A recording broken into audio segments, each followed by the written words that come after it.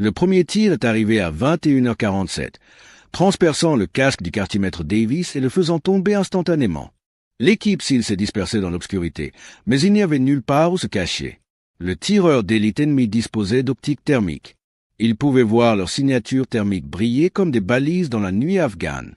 Tireur d'élite, position multiple. Le chef d'escadron Marcus Stone hurla dans sa radio alors qu'une autre balle siffla près de sa tête, le manquant de quelques centimètres.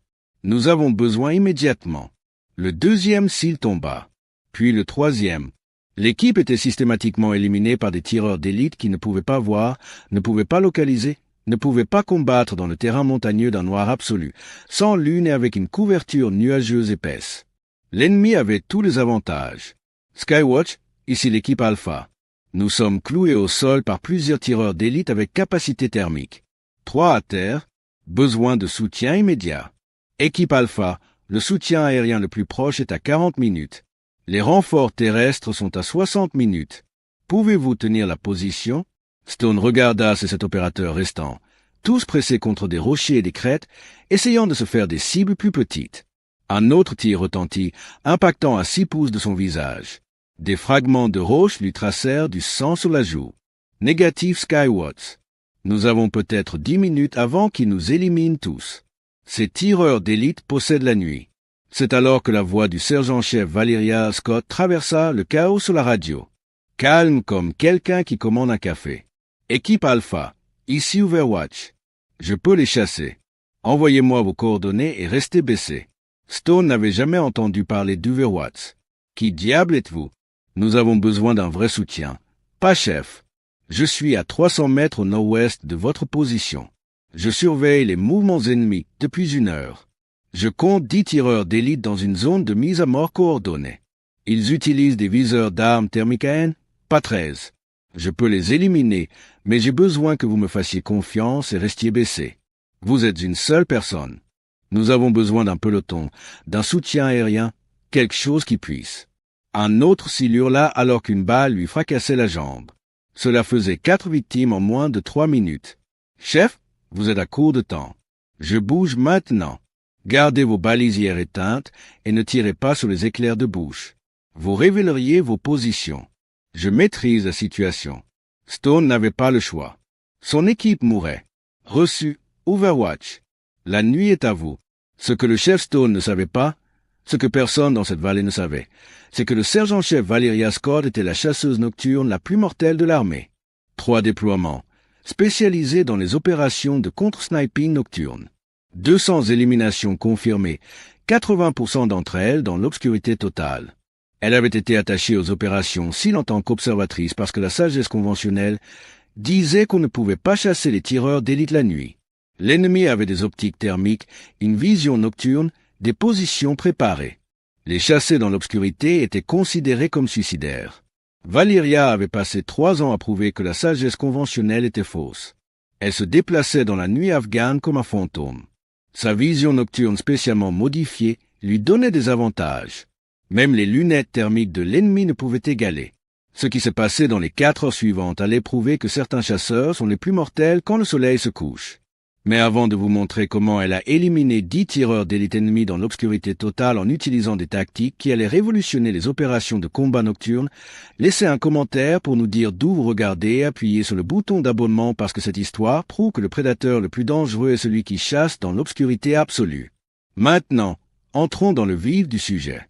Valeria regardait l'équipe SEAL marcher dans l'embuscade depuis 20 minutes. Elle avait essayé de les avertir via les canaux de commandement, mais la bureaucratie et les protocoles signifiaient que ces avertissements n'avaient pas atteint l'équipe à temps. Maintenant, ils étaient cloués dans une zone de mise à mort qui avait été préparée pendant des semaines. Un fond de vallée entouré de crêtes où 10 tireurs d'élite ennemie avaient préparé des positions avec des champs de tir qui se chevauchaient. Elle suivait ces tireurs d'élite depuis 3 jours. Elle connaissait leur position, leur schéma, leurs capacités. Ils étaient bons. Anciens militaires, bien équipés, opérant avec une discipline professionnelle. Pendant la journée, ils étaient presque impossibles à localiser. Mais Valeria ne chassait pas pendant la journée. Elle avait attendu la tombée de la nuit, sachant que l'obscurité rendrait l'ennemi confiant. Ils avaient des lunettes thermiques qui pouvaient voir les signatures de chaleur. Ils pensaient que cela les rendait invincibles la nuit. Il ne savait pas que Valeria avait passé 6 mois à travailler avec la DARPA sur une technologie de vision nocturne expérimentale qui combinait l'imagerie thermique avec l'amélioration d'images avancées. Elle pouvait voir ce qu'ils voyaient. De plus, elle pouvait voir l'environnement autour d'eux. Elle pouvait repérer les signatures thermiques de leurs lunettes, les éclats thermiques de leur corps, les différences de température minimes qui trahissaient leur position même à travers le camouflage. Le premier tireur d'élite était à 430 mètres au nord-est, positionné dans un affleurement rocheux qui lui donnait une élévation parfaite sur le fond de la vallée. À travers ses optiques avancées, Valeria pouvait voir sa signature thermique. Il était couché à plat ventre derrière son fusil, scannant pour des cibles à travers sa lunette thermique. Elle était à 380 mètres de lui, positionnée sur une crête parallèle qui ne savait pas exister. Son fusil SC-25 était équipé d'un suppresseur et de munitions subsoniques. Quand elle tirerait, le son serait un craquement silencieux qui se dissiperait dans l'air de la montagne, presque impossible à localiser. Elle contrôlait sa respiration, calculait le tir. Le vent à cette altitude était variable, mais ses années d'expérience lui permettaient de le lire instinctivement. Le tireur d'élite ennemi bougea légèrement, ajustant sa position. Valeria pressa la détente. Le fusil silencieux toussa. À travers sa lunette, elle regarda la signature thermique du tireur d'élite ennemi devenir soudainement inerte. Il n'a jamais su ce qui l'avait frappé. Un éliminé, 9 restants. Elle bougea immédiatement. La règle fondamentale du tir d'élite nocturne était de ne jamais tirer 2 fois de la même position. Elle rampa sur 20 mètres jusqu'à un nouvel emplacement. Son mouvement silencieux, sa signature thermique masquée par les rochers autour d'elle. Le deuxième tireur d'élite ennemi était à 520 mètres au sud, positionné dans un lit de rivière asséchée qui lui donnait une dissimulation et une vue claire de la position de l'équipe SEAL. Il tirait actuellement. L'éclair de bouche de son fusil visible à travers ses optiques, même s'il utilisait un suppresseur d'éclairs. Valeria attendit qu'il tire à nouveau, sachant que son attention serait concentrée à travers sa lunette sur la cible en dessous. Quand l'éclair de bouche vint, elle avait son tir parfaitement aligné. La balle subsonique prit 1,2 secondes pour couvrir la distance.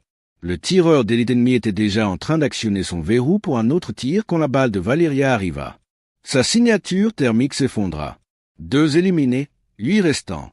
Maintenant, les tireurs d'élite ennemi restants commenceraient à réaliser que quelque chose n'allait pas. 2 d'entre eux étaient devenus silencieux en 3 minutes. Ils essaieraient d'établir une communication, réaliseraient qu'ils ne pouvaient pas les joindre, commenceraient à scanner pour des menaces. Valeria se déplaçait déjà vers sa position suivante, utilisant les caractéristiques du terrain pour masquer son mouvement.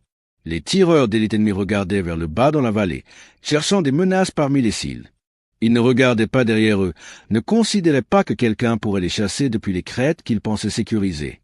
Les 3e et 4e tireurs d'élite travaillaient en équipe, positionnés à 340 mètres à l'ouest dans un amas de rochers. L'un était le tireur, l'autre était l'observateur. Tactiques intelligentes qui les rendaient plus efficaces et plus difficiles à éliminer. Valeria se positionna avec des angles sur les deux.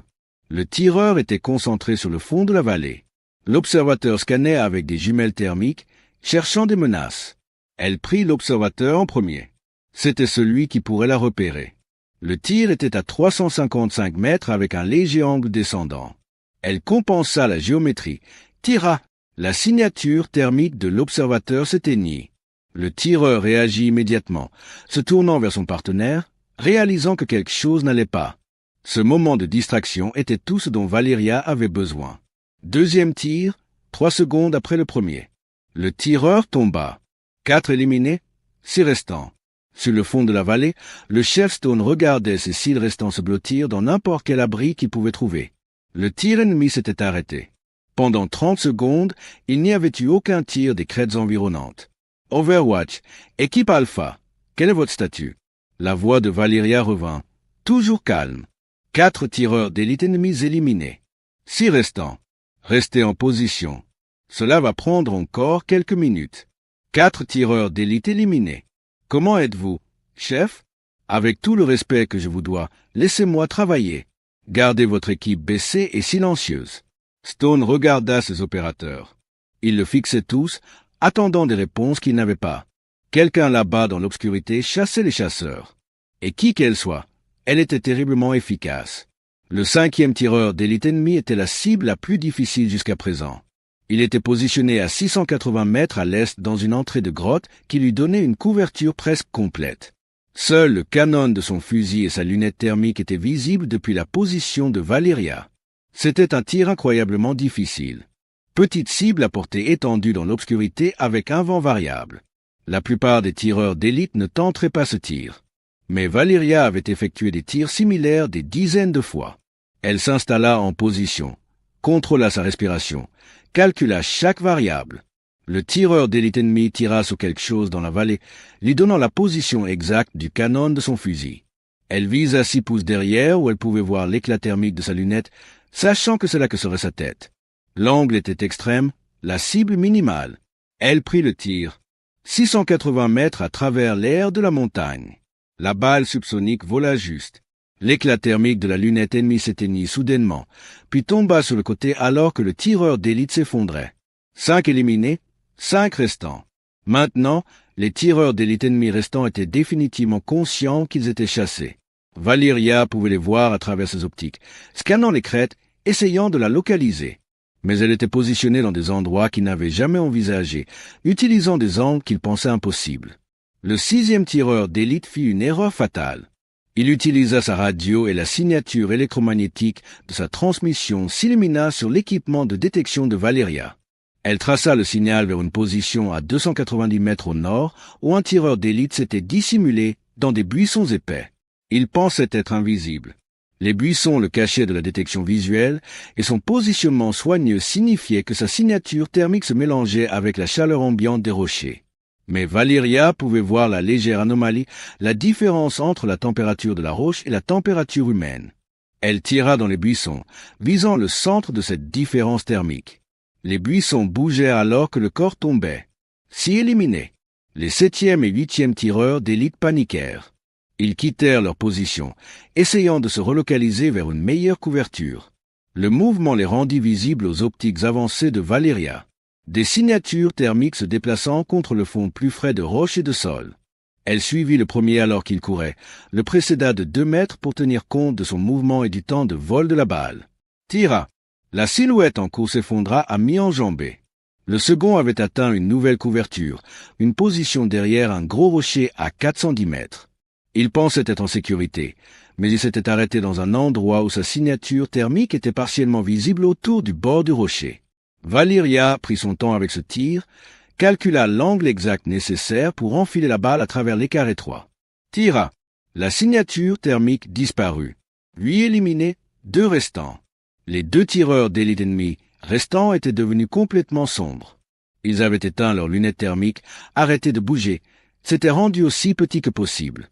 Ils savaient qu'ils étaient chassés par quelqu'un avec des capacités supérieures, et leur seul espoir était de se cacher et espérer qu'elle ne puisse pas les trouver. Mais Valeria suivait les 10 tireurs d'élite depuis des jours. Elle connaissait leurs positions préférées, leurs emplacements de secours, leurs routes d'évacuation. Elle savait où ils iraient quand ils se cacheraient. Le 9e tireur d'élite s'était retiré vers une position à 580 mètres au sud-est, une crevasse étroite dans les rochers qui offrait une excellente protection. Il était complètement invisible à l'imagerie thermique.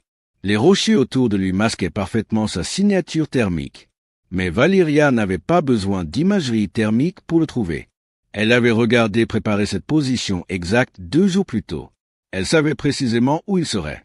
Elle tira dans la crevasse, visant là où l'expérience lui disait qu'un tireur d'élite couché se positionnerait pour un tir.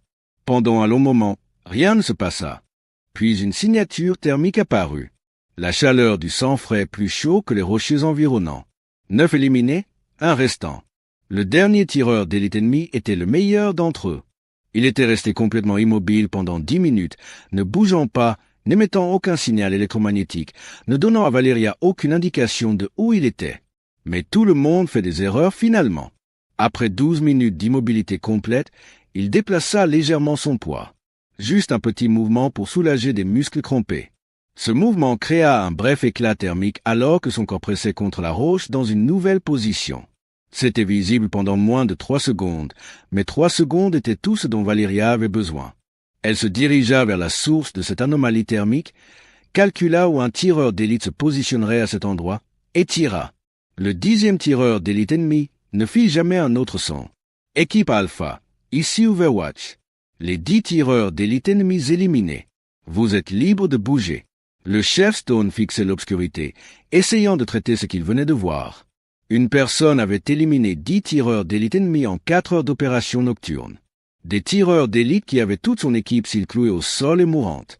Overwatch, équipe Alpha, quelle est votre position? Nous devons nous rejoindre. Je viens à vous, chef. 3 minutes. Valeria descendit des crêtes, sa vision nocturne lui montrant le terrain en détail parfait. Elle avait opéré dans cette obscurité pendant 4 heures, se déplaçant entre les positions, prenant des tirs que la plupart des tireurs d'élite considéraient impossibles. Quand elle atteignit le fond de la vallée, les cils étaient toujours pressés dans leur position défensive. Le chef Stone se leva alors qu'elle approchait, et même dans l'obscurité, elle pouvait voir le choc sur son visage. Elle avait 32 ans, taille moyenne, silhouette mince issue d'années d'opération en montagne. Son équipement était spécialisé. Vision nocturne qui semblait plus avancée que tout ce que les cils avaient vu. Un fusil avec des modifications qui le rendaient parfait pour les opérations nocturnes. Équipement pour détecter les signatures thermiques et électromagnétiques. Sergent-chef Valeria Scott, dit-elle en tendant la main. Désolé de ne pas avoir pu vous avertir avant que vous ne marchiez dans l'embuscade. Les canaux de commandement étaient engorgés. Stone lui serra la main, traitant encore l'information. Vous venez d'éliminer 10 tireurs d'élite ennemis dans l'obscurité totale. Comment est-ce même possible? Entraînement, équipement et expérience. Je me spécialise dans les opérations de contre-sniping nocturne. L'ennemi pense que les optiques thermiques lui donnent la domination la nuit. Ils ont tort, l'obscurité les rend juste confiants, ce qui les rend prévisibles. Un des opérateurs SEAL, le quartier-maître Jack Morrison, s'approcha. « Madame, j'opère dans ces montagnes depuis 8 mois. Nous essayons de localiser ces tireurs d'élite depuis des semaines. Comment les avez-vous tous trouvés en une nuit? Je les suivais depuis 3 jours. Pendant la journée, ils sont presque impossibles à localiser. Trop de couverture, trop de positions possibles. Mais la nuit, ils doivent utiliser des optiques thermiques pour voir, et ces optiques émettent une légère signature électromagnétique. Je peux tracer ça. De plus, leur chaleur corporelle crée des signatures qui sont visibles avec le bon équipement. L'obscurité est leur faiblesse, pas leur force. Le médecin de l'équipe SEAL travaillait sur les 4 opérateurs blessés. 3 survivraient. Leurs blessures étaient graves mais gérables. Le 4e, le quartier-maître Davis, qui avait été touché en premier, était mort. La balle avait pénétré son casque à un point faible. Valeria regarda les victimes et ressentit le poids familier d'être arrivée presque trop tard. Si elle avait pu les avertir plus tôt, si la structure de commandement n'avait pas retardé son renseignement. Mais elle ne pouvait pas changer cela maintenant. Ce qu'elle pouvait faire, c'était s'assurer que ces tireurs d'élite ennemis ne tueraient jamais personne d'autre. Chef, j'ai besoin de vérifier les éliminations. M'assurer que les 10 sont confirmés morts et collecter des renseignements de leur position. Votre équipe peut-elle aider? Stone hocha la tête. Nous allons nous diviser en équipes et vérifier chaque position, mais je viens avec vous à la première. J'ai besoin de voir cela par moi-même. Ils se déplacèrent dans l'obscurité vers la position du tireur d'élite ennemi la plus proche, celle à 430 mètres au nord-est. Quand ils l'atteignirent, Stone utilisa sa vision nocturne pour examiner le corps. Le tireur d'élite ennemi était exactement où Valeria avait dit, mort d'un seul tir à la tête. Sa lunette thermique était toujours en position, encore chaude d'une utilisation récente. « Vous avez fait ce tir d'où » demanda Stone. 380 mètres depuis une crête du côté opposé de la vallée. Il n'a jamais su que j'étais là. Stone examina la position du tireur d'élite. C'était professionnel. Bonne couverture, excellent champ de tir, route de repli préparée. Ce n'était pas un amateur. Ces types étaient des militaires entraînés, probablement d'anciennes forces spéciales. Ils opéraient dans ces montagnes depuis des mois, tuant nos gens en toute impunité, et vous les avez tous éliminés en une nuit. Ils étaient bons dans ce qu'ils faisaient, reconnut Valeria. Mais ils ont fait une erreur fondamentale. Ils ont supposé que l'obscurité leur donnait un avantage. En réalité, cela les rendait juste visibles de différentes manières. Signature thermique, émission électromagnétique de leurs optiques, schéma de mouvement. Tout cela est plus visible la nuit, si vous savez quoi chercher. Exactement, confirma Valeria. Chaque outil a des vulnérabilités. Les optiques thermiques sont incroyables pour voir les signatures de chaleur, mais elles émettent aussi des radiations, créent des profils de signature et donnent à l'utilisateur une vision tunnel. Si vous savez comment exploiter ces vulnérabilités, vous pouvez transformer les avantages de l'ennemi en faiblesse. Le vrai test arriva 6 semaines plus tard. Le renseignement identifia une autre cellule de tireurs d'élite ennemis opérant dans une région montagneuse différente. 8 tireurs d'élite qui tuaient les forces de la coalition depuis des mois. Ils opéraient exclusivement la nuit, utilisant des optiques thermiques avec un effet dévastateur. Le commandement autorisa une opération nocturne pour les éliminer. Valeria dirigerait une équipe de 4 SEAL qu'elle avait personnellement entraînés. Ils s'insérèrent par hélicoptère à 22 heures, atterrissant à 3 km de la zone cible. La nuit était couverte, pas de lune, visibilité proche de zéro pour quiconque sans vision nocturne. Conditions parfaites. Valeria et son équipe se déplacèrent dans l'obscurité comme s'ils y étaient nés. Chaque opérateur portait les optiques avancées qu'elle avait aidé à développer, portait des armes optimisées pour les opérations nocturnes, utilisait un équipement de détection électromagnétique pour suivre les positions ennemies. En 90 minutes, ils avaient localisé les 8 tireurs d'élite ennemis. L'ennemi était positionné dans une vallée similaire à celle où Valeria avait fait ses 10 premières éliminations. Des crêtes entourant un point d'étranglement, des champs de tir qui se chevauchent.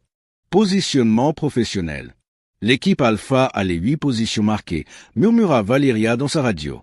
Engagement en séquence du nord au sud. Maintenez la position et surveillez mes signaux. Le premier tireur d'élite ennemi était à 520 mètres au nord. Valeria aligna le tir, ses optiques avancées lui montrant sa signature thermique clairement, malgré l'obscurité totale. Elle tira. Le fusil silencieux fit presque aucun son. La signature thermique du tireur d'élite ennemi s'éteignit. Un éliminé. Elle bougea immédiatement, se relocalisant de 30 mètres vers une nouvelle position. Les SEAL avec elle regardaient, apprenaient, voyaient comment elle opérait en combat réel. Le deuxième tireur d'élite était à 440 mètres au nord-est, positionné derrière des rochers. Valeria pouvait voir l'éclat thermique de sa lunette alors qu'il scannait la vallée en dessous. Elle attendit qu'il soit concentré en contrebas, puis prit son tir. 2 éliminés. Les 3e et 4e tireurs d'élite travaillaient en paire à 380 mètres à l'est.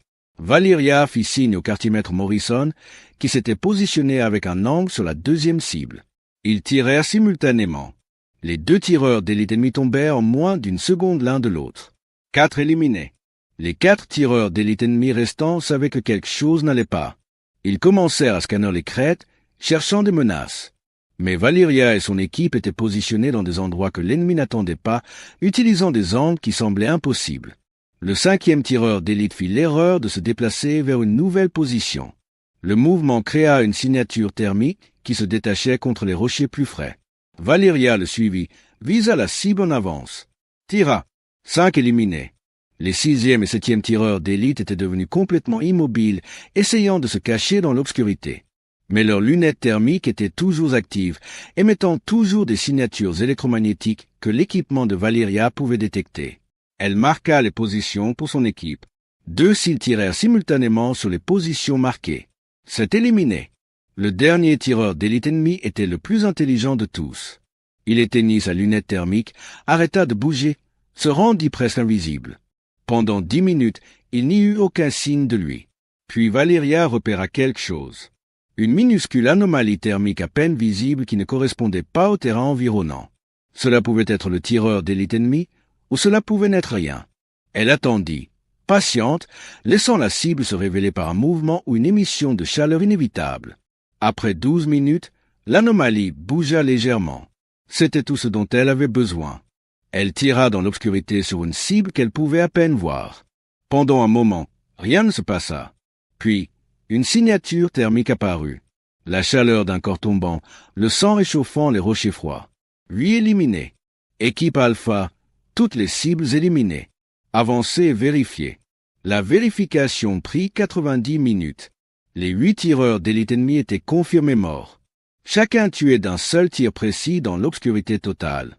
Le renseignement recueilli de leur position fournit des informations sur les réseaux ennemis qui opéraient dans la région depuis plus d'1 an. Les tactiques de chasse nocturne de Valeria venaient d'éliminer 16 tireurs d'élite ennemis en 2 mois. Des tireurs d'élite qui tuaient les forces de la coalition en toute impunité depuis des années. De retour à la base, les débriefings furent plus intenses. Le mot s'était répandu dans la communauté des opérations spéciales au sujet de la chasseuse nocturne qui éliminait des tireurs d'élite ennemis que tout le monde disait impossible à localiser. Le colonel et la pria part après un débriefing. Sergent-chef Scott, ce que vous avez accompli va changer la façon dont nous menons les opérations nocturnes. Le Pentagone demande que vous développiez un programme de formation formelle pour les tactiques de contre-sniping nocturne.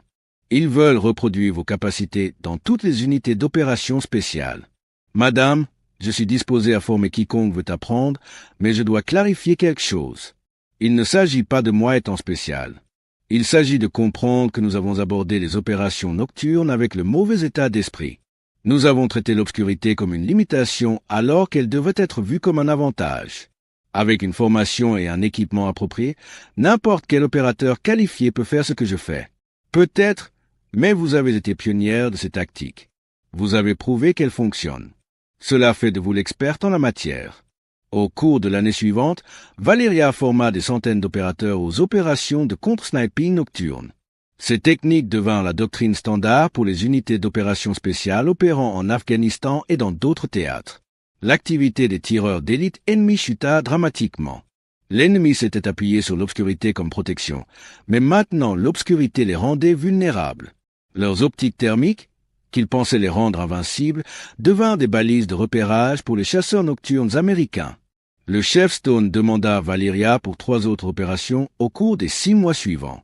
Chaque fois, ils éliminèrent des tireurs d'élite ennemis que les opérations conventionnelles ne pouvaient pas localiser. Son compte total atteignit 34 tireurs d'élite ennemis éliminés, tous pendant des opérations nocturnes. Elle ne perdit jamais un seul opérateur sous son commandement. Les SEAL qui travaillaient avec elle répondirent le mot. Il y avait un sergent-chef de l'armée qui possédait la nuit, qui pouvait chasser et éliminer des tireurs d'élite dans l'obscurité totale, qui renversait complètement la sagesse conventionnelle sur les opérations nocturnes. Pendant une opération conjointe, Valeria et son équipe s'y traquèrent un tireur d'élite ennemi particulièrement insaisissable qui avait tué 7 soldats américains en 3 semaines.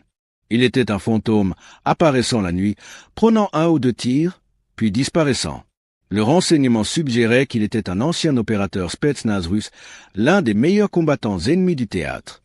Valeria passa 5 nuits à le traquer, apprenant ses schémas, prédisant ses mouvements. La 6e nuit, elle se positionna dans un endroit qu'il n'attendrait jamais, en dessous de sa position de tir plutôt qu'en face. Quand il s'installa pour sa chasse nocturne, Valeria était déjà en position. Elle prit le tir depuis 290 mètres à un angle ascendant extrême, enfilant la balle à travers un écart étroit dans les rochers. Le tireur d'élite ennemi tomba de son perchoir, son arme dégringolant le flanc de la montagne. Quand ils récupérèrent son corps, ils trouvèrent une documentation montrant qu'il avait été responsable de plus de 40 victimes de la coalition. Un tir, une mise à mort, une légende éliminée par une autre. Le Pentagone finit par rendre le programme de formation de Valeria obligatoire pour toutes les équipes de tireurs d'élite des opérations spéciales. Ces tactiques, recommandations d'équipements et procédures opérationnelles devinrent la fondation d'une nouvelle génération de capacités de guerre nocturne. Elle donna des conférences à Fort Benning, Quantico et dans des installations de formation spécialisées à travers l'armée. Les officiers et le personnel enrôlé comprirent tous que la nuit n'était pas le domaine de l'ennemi. C'était un territoire neutre qui favorisait celui qui le comprenait le mieux. L'ennemi pense que l'obscurité les protège, disait Valeria à ses étudiants. Ils pensent que leurs lunettes thermiques leur donnent un avantage, mais chaque avantage crée une vulnérabilité. Les lunettes thermiques émettent des signatures. Le mouvement nocturne crée des schémas de chaleur. La confiance engendre la prévisibilité. Si vous comprenez ces principes, vous pouvez transformer le chasseur en chassé. Sa réputation grandit au-delà de l'armée. Les agences de renseignement, les forces de l'ordre fédéral, même les forces alliées étrangères demandèrent son expertise. Mais Valeria resta concentrée sur sa mission principale, protéger les opérateurs américains des tireurs d'élite ennemis qui pensaient que l'obscurité les rendait invincibles. À la fin de son déploiement, l'efficacité des tireurs d'élite ennemis avait chuté de 70% dans les régions où les équipes formées par Valeria opéraient. L'impact psychologique était énorme. Les tireurs d'élite ennemis qui possédaient autrefois la nuit la craignaient maintenant, sachant que les chasseurs nocturnes américains pouvaient les trouver et les éliminer avec précision.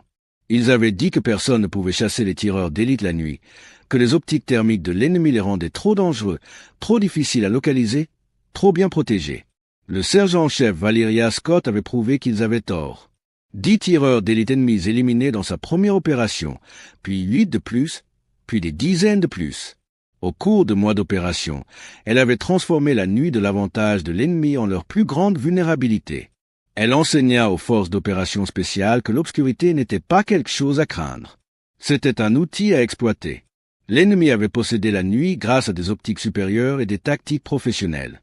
Mais ces mêmes outils qui les rendaient confiants les rendaient aussi visibles à quelqu'un qui comprenait comment chasser dans l'obscurité. Valeria Scott comprenait. Et dans les montagnes afghanes sombres, elle était devenue le prédateur que même les tireurs d'élite ennemis les plus qualifiés ne pouvaient pas voir venir. Ils pensaient que les optiques thermiques les rendaient invincibles la nuit. Ils avaient tort. L'obscurité appartenait au chasseur qui la comprenait le mieux. Et ce chasseur était un sergent-chef de l'armée de 32 ans qui avait passé des années à perfectionner l'art de la guerre nocturne. 10 tireurs d'élite avant l'aube, puis 8 de plus, puis 34 au total pendant son déploiement. Les SEAL apprirent à faire confiance à la chasseuse nocturne. L'ennemi apprit à la craindre. Et Valeria Scott continua son travail, se déplaçant dans l'obscurité comme si elle y était née, éliminant des menaces que tout le monde disait impossibles à trouver. Certains prédateurs chassent en plein jour. D'autres possèdent l'obscurité. Valeria Scott prouva lequel était le plus mortel. La nuit lui appartenait, et chaque tireur d'élite ennemi qui pensait le contraire apprit cette leçon exactement une fois, dans les dernières secondes avant qu'une balle subsonique n'arrive d'une direction qu'ils n'avaient jamais attendue, tirée par un chasseur qu'ils n'ont jamais vu. 34 mises à mort confirmées, 0 victimes amies sous son commandement, des centaines d'opérateurs formés à ces méthodes. L'héritage n'était pas seulement les chiffres. C'était le changement fondamental dans la façon dont les forces américaines abordaient les opérations nocturnes. Avant Valeria, l'obscurité était crainte. Après elle, elle fut transformée en arme. Les tireurs d'élite ennemie opéraient toujours la nuit. Mais maintenant, ils le faisaient en sachant que quelque part dans cette obscurité, un chasseur plus qualifié qu'eux pourrait les traquer, calculant des angles, attendant le tir parfait. La guerre psychologique était aussi efficace que les résultats cinétiques. La peur changeait le comportement, rendait les ennemis hésitants, perturbait leurs opérations. Et cette peur avait un nom. Valeria Scott, la chasseuse nocturne qui avait prouvé que l'obscurité n'était pas une protection. C'était juste un autre champ de bataille où les compétences, la technologie et la détermination décidaient qui vivait et qui mourait. Les SEAL avaient dit « Personne ne chasse les tireurs d'élite la nuit ». Valeria Scott les avait prouvés spectaculairement faux, un tir précis à la fois, jusqu'à ce que la nuit appartienne à nouveau aux forces américaines. Merci d'avoir regardé. Abonnez-vous à la chaîne Cohésion Interne pour entendre plus d'histoires puissantes de femmes courageuses en uniforme.